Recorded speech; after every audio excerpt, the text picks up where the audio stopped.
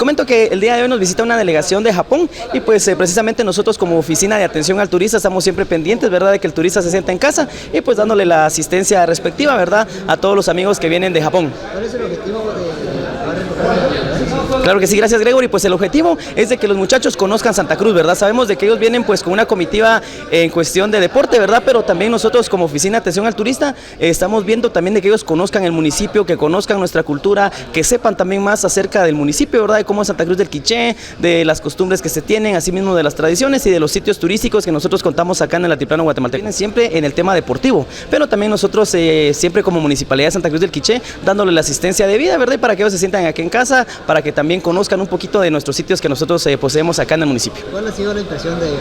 Bastante contentos, de veras, ahorita están conociendo un poquito de la cosmovisión maya, sabemos pues de que nosotros tenemos que tener mucha identidad como quichelenses y pues bastante contentos. Ahorita nos dirigimos hacia la ciudad sagrada de Gumarcaj para posteriormente regresar ya acá a lo que es el centro histórico, parte de la torre también, y para que ellos se puedan observar la vista desde la torre de piedra. ¿Cuál es tu nombre?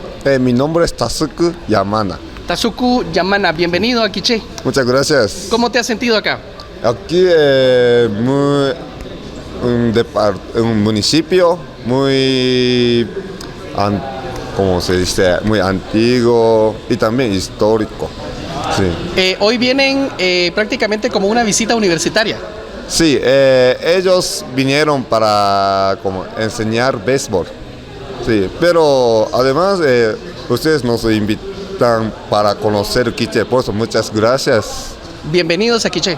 Muchas gracias.